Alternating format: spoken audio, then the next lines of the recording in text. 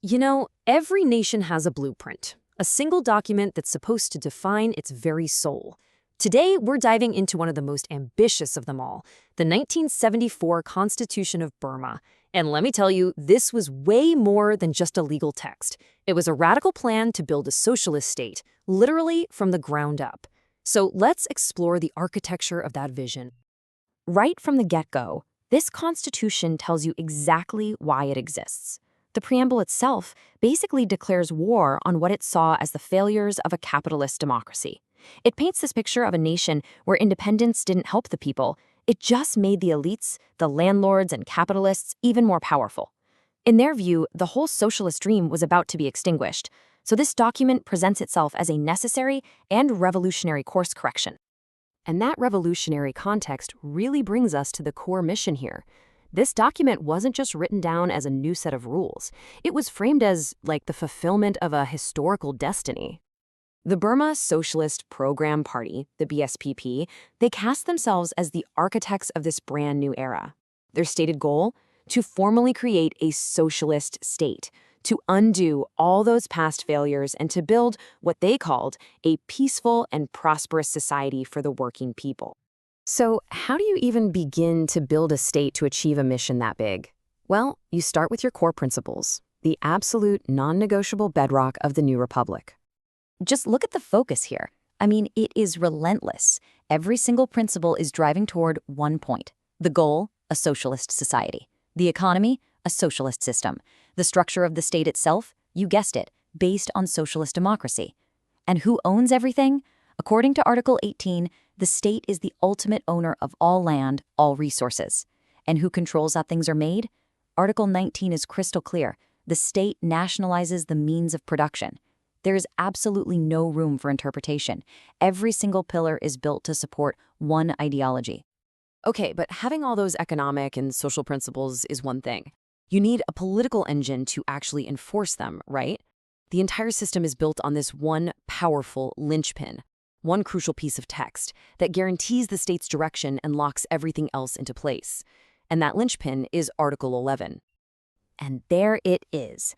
In one sentence, the Constitution just wipes all political competition off the map. This isn't just about making the Burma Socialist Program Party powerful. It's about fusing the party with the state. The BSPP doesn't just lead the government. In this blueprint, it is the government. This is the ultimate source of all power in the system. So, with the party's absolute power cemented in law, how is the actual machinery of the state designed to run? Let's take a look at the anatomy of this government, the structure built to carry out this single-party vision.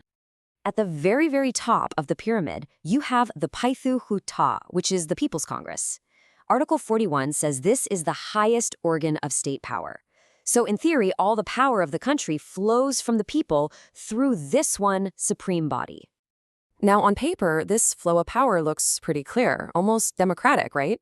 It starts with the people, who have all the sovereign power. They elect the representatives. Those reps go on to form the Paithu Flito, and then that body delegates the actual work of governing, all the executive and judicial stuff, down to other state organs. It's a really neat top-down cascade of authority. And these are the bodies that do all that work. You've got the Council of Ministers running the executive branch, the Council of People's Justices handling the judiciary, and so on. But notice the common thread here. Each one, from justice to inspections, is called an organ of the state. They are all operating under the singular authority of the Pitu Hlato. Okay, so we've talked a lot about the state apparatus. But where does the individual, the average person, fit into this massive machine? Let's shift our focus now to the rights and, just as important, the duties of a citizen living under this constitution. This is where things get really fascinating. Chapter XI lays out what is essentially a bargain. On one hand, citizens get rights that sound pretty familiar: equality, freedom of speech, freedom of religion. But, and this is a huge but, these rights come with strings attached. They are balanced by a whole list of duties. You must not undermine the socialist system. You must protect public property. You must serve in the military.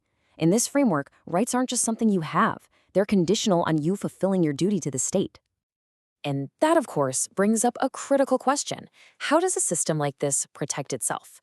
How does it ensure it continues? Well, the authors built in some really powerful mechanisms designed not just for stability, but for self-perpetuation. The electoral system is a masterful piece of design, you got to admit. Yeah, citizens get a direct vote by secret ballot. That sounds great. But Article 179 holds all the cards. It says that every single candidate for any election has to be put forward by the Burma Socialist Program Party. So you get the feeling of choice, but you can only choose from a pre-approved menu. The outcome is never really in doubt. And what if someone tried to change the system from the inside? Good luck. Article 194 creates what is basically an insurmountable firewall. To change any of the core principles, you'd need a 75% supermajority vote in the Hlitao. But that's not even all. It then has to go to a national referendum, where you need a majority of all eligible voters, not just the people who vote, but everyone, to approve it. It's built to be almost impossible to change. So, we've just walked through the blueprint of a state, meticulously designed for total ideological unity, for centralized control, all in the name of building a socialist society. And that leaves us with one last big question to think about. In a system where the collective goal is everything, where every mechanism is designed to support that one goal, what is the ultimate role and the ultimate value of the individual?